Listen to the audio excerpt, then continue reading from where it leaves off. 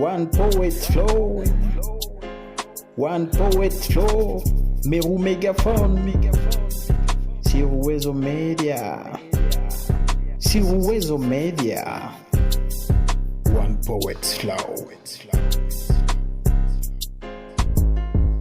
Afro Story. One poet flow. One poet flow. Mesdames et messieurs, bonjour et bienvenue dans cette nouvelle production de One Poet Flow. Tu l'auras entendu dans l'indicatif, c'est Meru Megaphone qui présente. On dit que je suis le voisin de voisine. Aujourd'hui, bien sûr, ça sera le cas dans One Poet Flow. Merci beaucoup, One Poet Flow. C'est une émission en fait qui met en évidence les arts oratoires. Le slam, la poésie, le rap, l'éloquence, le da poetry, le spoken word et j'en passe. Ils se voient tous émancipés à travers, bien sûr, cette bonne plateforme qui promeut ces orateurs, l'art oratoire et ses orateurs. Aujourd'hui, on a une oratrice que je présente pour vous, Rachel Zaina, bienvenue. Merci beaucoup. Alors, c'est un plaisir pour moi de te recevoir dans One Poet Flow. Tu es une slameuse de Bukavu et on va commencer déjà par comprendre, en fait, comment es-tu venue au slam? Bon, les origines des origines, quoi. Ouais, c'est ça. Tu nous parles en fait en état décontracté. Comment es-tu venu à cet art si noble? En fait, tes débuts dans l'islam. Mes débuts dans l'islam. Bon, moi j'ai commencé l'islam en 2018. J'étais encore à l'école secondaire, je pense 3e, 4e. Mais j'ai fait ma première scène en 2021. Donc tu as attendu 2 ans avant de monter sur scène. 2 ans en tout cas. Donc tu as pris 2 ans en train de t'entraîner. Ouais. Mais après, en fait, c'est le moment où tu t'es dit, voilà, je me sens maintenant prête. Et tu as embrassé la scène. Moi, j'ai embrassé la scène. Parlez-nous d'abord de ces 2 années de galère. Comment ça s'est passé? Pour ces 2 années de galère, en tout cas, c'était chaud. C'était vraiment chaud. Premièrement, à cause de toi. À cause de moi. À cause de toi, bien sûr. Ok. Qu'est-ce que j'ai fait? Qu'est-ce que je fais? En tout cas, tu étais toujours là. On me poussait à bout pour que j'écrive des textes. Et c'était où d'abord? Il faut que les gens ils comprennent. C'était à l'Institut français de Bukavu. Ok. Dans nos différentes séances d'atelier. Ok. Passe-moi le mic, bien sûr. Alors, j'étais là. Donc, comment j'arrivais là-bas, je viens avec mon petit texte et tout. Et il y a de ces personnes qui commencent leur texte. Quand moi je vois mon texte, je me dis non mais sérieusement, qu'est-ce que j'ai écrit? Alors je me souviens, un jour on m'avait programmé pour une scène à l'Institut français, je pense que ça doit être Achille. En 7 ans, je pense à Goma, quelque chose comme ça. Ok. Et puis Achille me programme pour une scène. J'arrive à l'Institut français. Donc en gros, tu as fait ta première scène parce que je n'étais pas en ville. Non, laisse-moi terminer. C'est pas encore ça. Ouais. Et puis, Achille me programme pour une scène. Dès que j'arrive à l'Institut français, je n'ai pas encore foulé mes pieds à l'intérieur. Okay. Je ne suis même pas encore devant la salle. Je suis encore à l'entrée. Mais quand je me vois, je me dis non, je vais faire ma première scène. Bon, je laisse. Là, je rentre à la maison. Parce que je me disais, ces textes, c'est pas encore ce que je veux.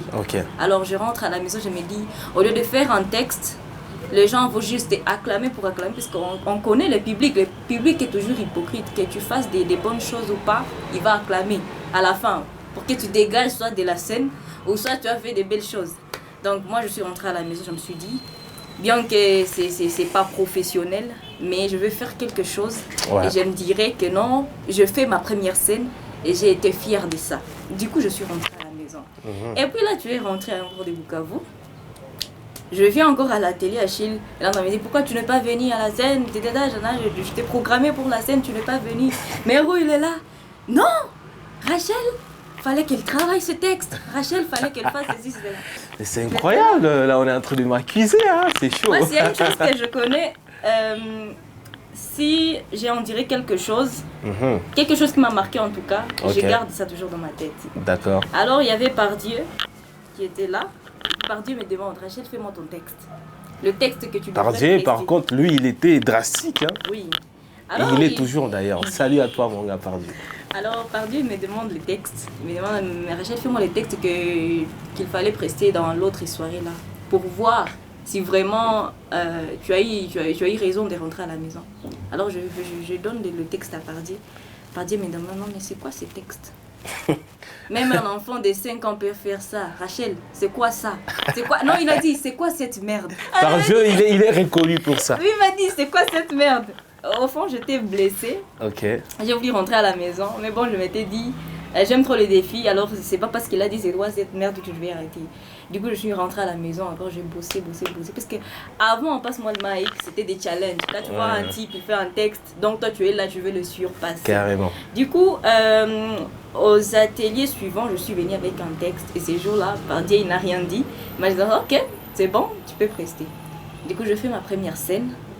J'avais vraiment le trac, puisque ça, c'est toujours de nature chez les artistes. Même Grand Corps Malade a dit, il y a aucun artiste qui peut monter sur la scène sans avoir le trac. Donc, c'est naturel pour nous tous. C'est ça. Du coup, je suis montée sur la scène. Je fais ma première scène étant assise. Et puis, je me suis levée avec... durant ma scène, quand je me suis sentie, ah là, je suis déjà à l'aise, j'ai déjà commencé mon texte. Je me suis levée, j'ai terminé mon texte.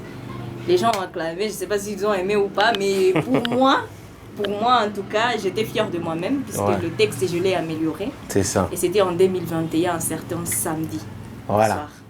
Je pense que, en fait, tu devrais nous écrire un texte où tu parles de ta première scène slam et tu nous décris tout ça. Tu nous expliques les 2 années de galère, en fait,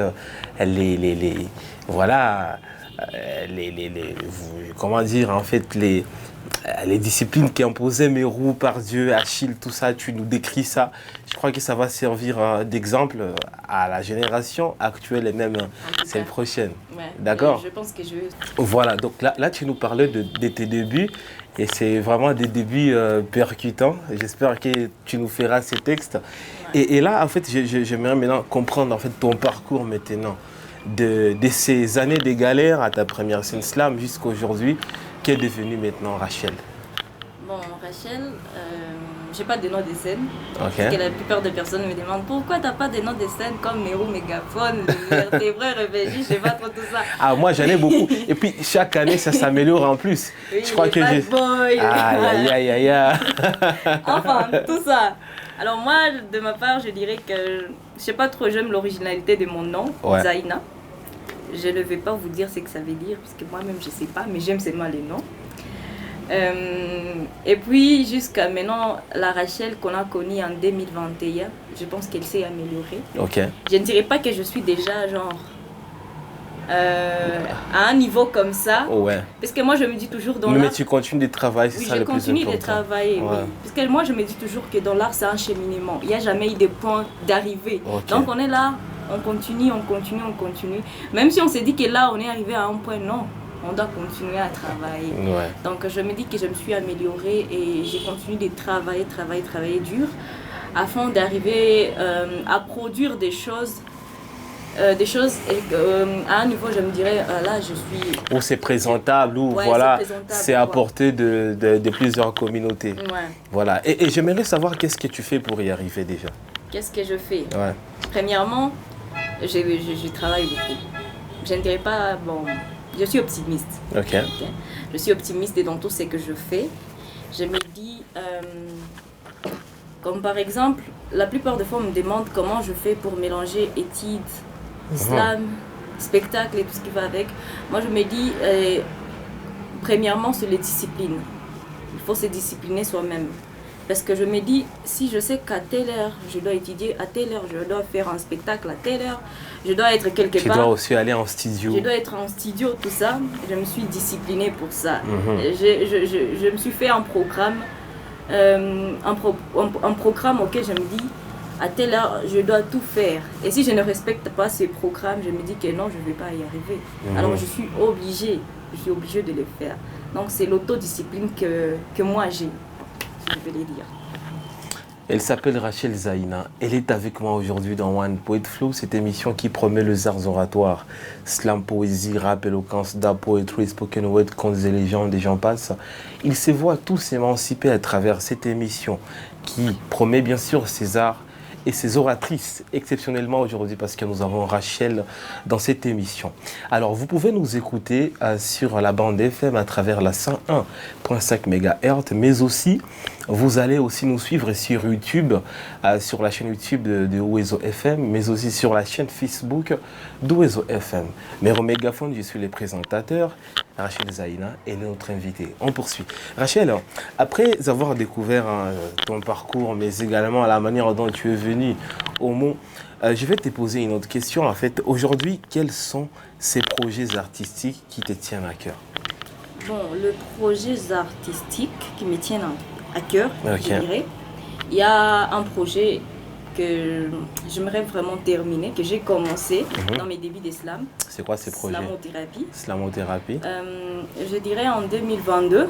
En fait, il consiste à quoi le slamothérapie? Slamothérapie, c'est comme dit Kayla, guérir le mot par le mot. Guérir le mot par le mot. Ouais. Ah, ça c'est très bien. Voilà. Alors, en 2022, avec une autre fille, avec qui j'avais commencé l'islam, mais elle ne pratique plus. Je pense qu'elle a arrêté, je ne sais pas, pour ses... c'est qui? Elle s'appelle... comment elle s'appelle déjà? Désiré Matabarou. Daisy, voilà. Daisy. Voilà. C'est une fille? Ouais, c'est une fille. Elle est d'où? Elle est de Bukavu. Ah. Elle est de Bukavu, elle habite vers Ibanda, quelque chose comme ça. Athénée d'Ibanda. Ah, ok. Voilà. Ah, je la vois en fait. Ouais. Je crois que notre ami Emmanuel qui était dans la précédente émission en dirait plus, je crois qu'elle n'a pas arrêté. Elle a juste échangé d'orientation. Elle est maintenant plus dans le gospel, je crois. Ouais, je pense que c'est ça. Voilà, on avait commencé avec elle un projet sur le slamothérapie à l'Ekabana avec les enfants qui faisaient de la sorcellerie et tout. Alors, le projet, on n'a pas pu terminer puisqu'on le faisait avec nos propres fonds. Alors, c'était devenu plus du bénévolat, mais pour faire du bénévolat, il faut avoir aussi quelque chose. Carrément. Alors, c'était devenu difficile, mais on s'était dit qu'avec le temps, peut-être, on peut terminer le projet. Et c'est un projet que moi, j'aime vraiment, que j'aimerais réaliser un jour. Et qui te tient à cœur, en fait. Et qui me tient à cœur, vraiment. Ben, en fait, c'est sûr que quelque part, tu as déjà noté, tu as un cahier des charges, tu t'es dit, je devrais faire ça. Qu'est-ce qui manque exactement pour que tu démarres? Voilà. En tout cas, c'est le fond. Les fonds. Ouais. Ah, ok. C'est les fonds. Voilà. Que, mais tu devrais quand même commencer avec ce que tu as, je crois. C'est ce que je fais. Parce que nous sommes dans un monde où tu ne vas pas attendre le financement chaque jour. On ne va pas financer tout le monde. Je sais. Ce qui est sûr, on ne va pas financer tout le monde. Oui. Mais même quand c'est pertinent, je pense qu'il faut qu'à un moment donné, on accepte qu'on ne va jamais avoir de financement. Ça, je ou sais. Quand on en aura, et ça sera, je veux dire, par grâce des dieux, mais on est dans un environnement où il n'y en a pas trop, voilà, il n'y a pas trop d'attention sur l'art local. Et donc, je me dis, quand même tu as ces projets, tu devrais en tout cas te trouver des moyens d'abord en tant que Rachel, et les choses vont venir de manière automatique. Hein. Ouais. Comme je te l'explique. Ouais. En tout cas, je faisais avec le moyen de bord, comme on l'a dit. Donc, je m'efforçais de faire le projet sur... je me disais que je veux faire ça trimestriellement. Et puis, après ça, je vais voir ce que je dois améliorer et ce que je dois changer. Okay? Donc, en gros, le projet consiste à travailler avec des enfants avec des enfants. Quelle couche générationnelle, en fait? Avec tout le monde, je dirais. Mais j'avais commencé avec les enfants, puisqu'avec les enfants, c'est un peu facile. Avec les enfants, ils peuvent t'ouvrir le cœur facilement. Et puis, après, avec l'aide de l'Institut français, j'ai eu à bénéficier d'une opportunité, si je peux le dire, de faire la même formation avec les enfants soldats à la BVS. D'accord. Alors, c'était vraiment pour moi une opportunité et c'est ma mise à l'épreuve de voir comment je peux me comporter avec les grandes personnes. C'était des genres de filles entre 16 à 17 ans, 18 ans. Et c'était vraiment une belle opportunité pour moi. Du coup, je me suis dit, alors là, peut-être je peux maintenant travailler ces projets avec les grandes personnes, les déplacés des guerres comme les mamans, les femmes violées et consorts. Mais c'est en cours, voilà. C'est en cours. Rachel parle. Alors, Rachel, à part ces projets, quel autre projet tu as en termes artistiques? Quels sont tes projets artistiques à part ces projets d'islamothérapie, déjà qui s'annoncent un peu plus percutants? À part ce projet, révélons maintenant à l'art. C'est donc pourquoi Dieu nous a créés. Mais c'est toujours de l'art, ça. Ouais. Alors, à part le projet d'islamothérapie, il y a aussi nos projets de spectacle. Ok. Alors, présentement, je travaille sur un projet de spectacle. Prochainement, vous allez les découvrir. Okay. C'est une surprise, quoi. C'est un secret. Je vois déjà que sur la toile, les slameurs de Bukavu évoluent. Je vais parler de Achille Argus, de Patricia et des autres. Je vois déjà quelques vidéos bien produites, aller en studio, même Pascaline Lina aussi, aller en studio et produire des morceaux, faire des bons clips. Je me demande en fait si ça te tente aussi ou toi tu as une autre orientation. Bon, je dirais que ça me tente. Mais tu attends ton temps en fait. Ouais, voilà, laissons les temps au temps. En tout cas, ça c'est une question piège, parce que plusieurs personnes me demandent pourquoi tu n'as pas l'habitude de poster et ainsi de suite. Mais j'aime me faire booster un peu. Oui, c'est ça. Tu as tes sœurs à côté de toi. Et je ne suis pas sûr qu'il faut seulement que tu t'attardes à Patricia ou à Lina.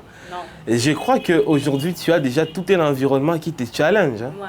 Ce n'est pas comme avant, tu étais à la télé d'écriture et parole où Mérou pouvait te dire pas ça ou comme ça.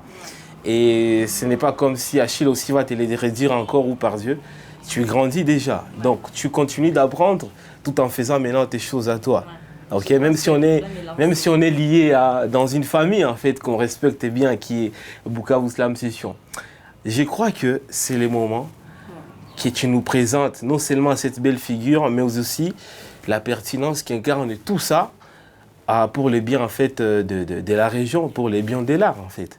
Et ça crée la diversité. Je pense que des filles comme toi, comme Lina, comme Patricia, ça booste en fait les autres filles à venir dans l'art et à tuer ces stéréotypes comme quoi une jeune femme ne peut pas faire de l'art.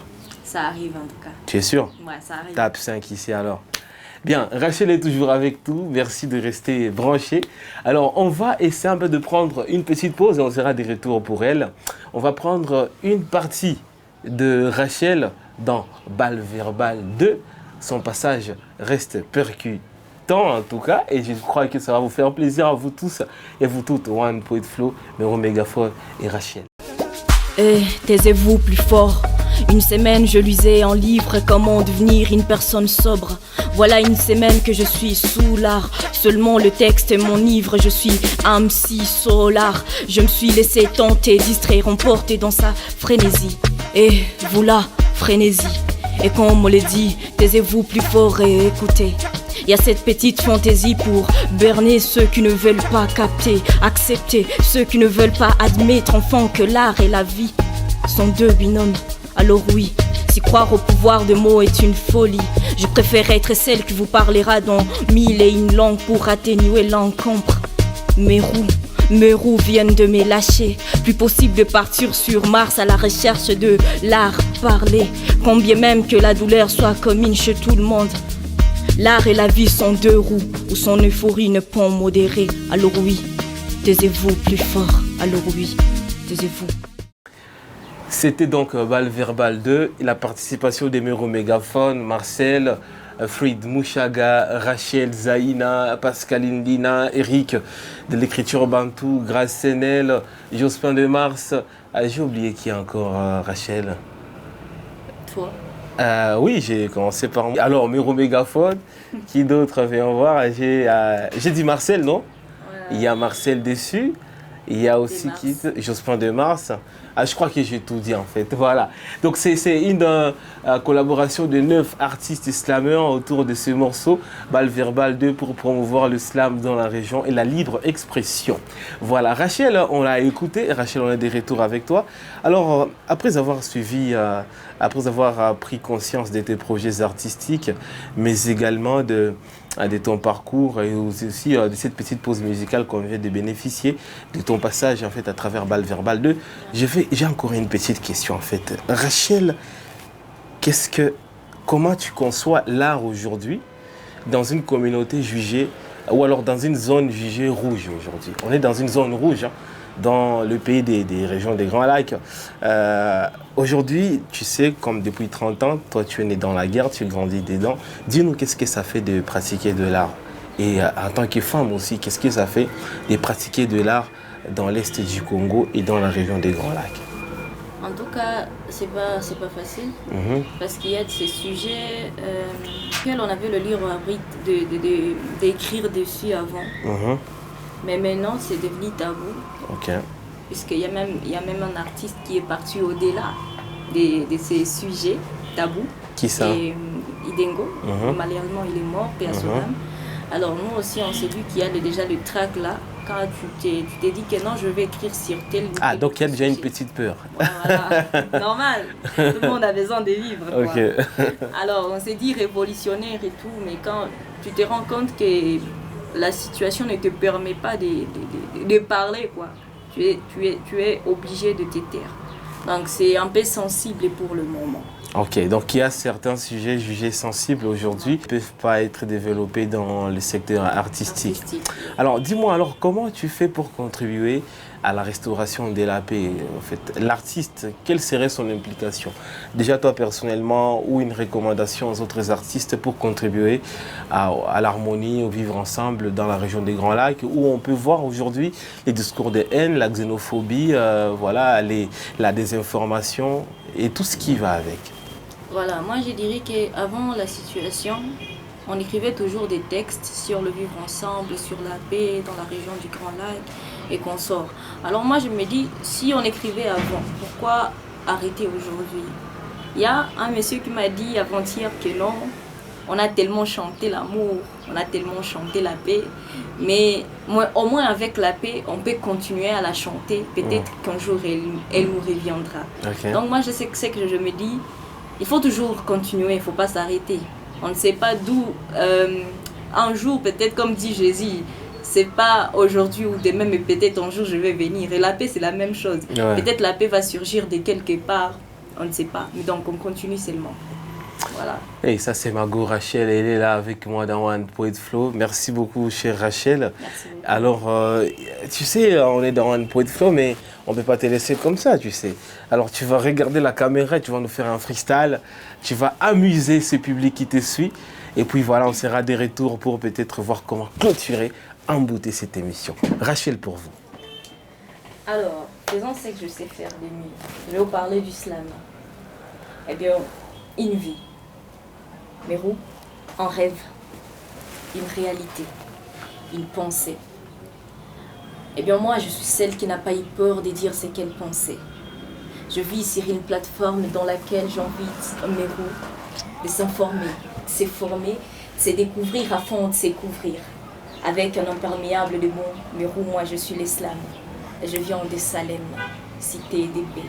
Je suis celle qui n'a pas eu peur de réunir les nations, de mettre les différences de côté autour d'une parole, la paix. Je vis à travers vos mots, vos phrases, vos rimes, vos mimes.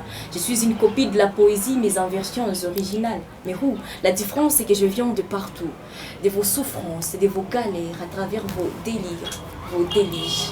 Madame, messieurs, moi je viens de la rue, du plus profond de vos cœurs. Mais où? Je viens de la rue. Du plus profond de mon cœur. Je suis l'islam et je viens de Salem. On vient de Salem. Voilà. Hey, bravo Margot, c'était bien ça. Alors Rachel est toujours dans One Poet Flow. Rachel, on est en train de finir, mais il y a une question comme ça qu'on pose à nos invités, tu vois. Donc c'est un moment où tu t'ouvres à nous en fait. Tu nous dis un truc que tu n'avais jamais dit auparavant. C'est comme un petit secret que tu dévoiles. C'est quoi la petite anecdote sur Rachel qu'on ne connaît pas? Eh bien, c'est que je n'ai jamais dit. Ce que tu n'as jamais dit à quelqu'un, tu gardes ça pour toi peut-être, voilà.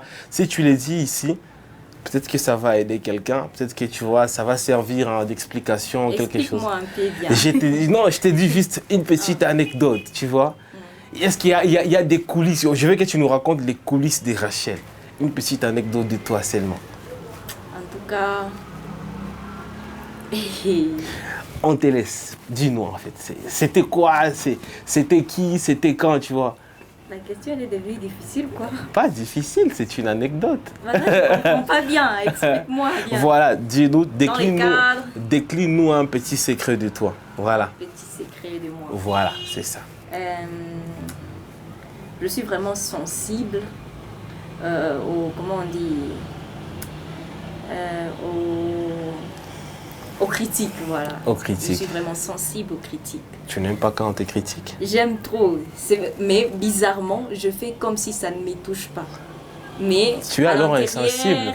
À l'intérieur, je suis vraiment sensible. Tu es vraiment touché. À l'extérieur, je ferai comme si ça ne me fait rien. Ah oui? Mais quand même, je suis sensible. C'est ça. Ouais. C'est tout ce que c'est le petit secret en fait de toi que tu voulais nous partager. Bien, d'accord. Quand tu viendras dans la prochaine émission, je te demanderai de nous décliner un autre. Je crois qu'on en aura, non? Peut-être la dernière chose. On m'a toujours jugé genre Rachel, apparemment elle ne part pas à l'église et tout. Et c'est vrai. Ce qui est sûr, je suis chrétienne. Et je pars à l'église. Tu vas à l'église? Chaque dimanche. Tu es sûr? Ouais. Ah ok. Voilà, gloire à Dieu alors. Amen. Amen. Oh, Rachel, le dernier mot en fait que tu devrais nous dire pour le bien des auditeurs auditrices et pour ceux qui nous suivent présentement sur nos réseaux sociaux, ça serait quoi? Pour moi en tout cas, madame, messieurs, c'est une opportunité et un plaisir de participer à cette émission des One Poet Flow. De Merou Mégaphone. Ouais. En tout cas, j'ai dit merci. Mais voilà, je te remercie aussi Rachel. Ouais. Justement pour ce nouveau numéro de One Poet Flow, Merou Mégaphone, je m'appelle comme ça. Je suis ses voisins, de ma voisine, tu vois. Je suis le rastaman du coin et tout. Donc j'ai beaucoup de noms, si je commence à te les dire, tu vas te perdre. En fait. Tu vas kiffer d'abord. Hein. Et donc merci beaucoup, hein. C'était One Poet Flow, cette émission qui promet les arts oratoires, slam, poésie, rap, éloquence, da poetry, spoken word, contes et légendes, les gens passent. Ils se voient tous émancipés dans cette belle plateforme en fait. Aujourd'hui, on a une belle oratrice, Rachel Zaina, à qui, une fois de plus, je vais dire merci beaucoup d'être passée, ma chère. J'espère que prochainement, tu vas encore revenir avec du nouveau et puis avec du lourd. On se donne rendez-vous prochainement. Porte-toi bien. Ciao. One Poet Flow. One Poet Flow. Merou Mégaphone. Sur Uwezo Media. Sur Uwezo Media. One Poet Flow. Afro Story. One Poet Flow. One Poet Flow. Merou Mégaphone.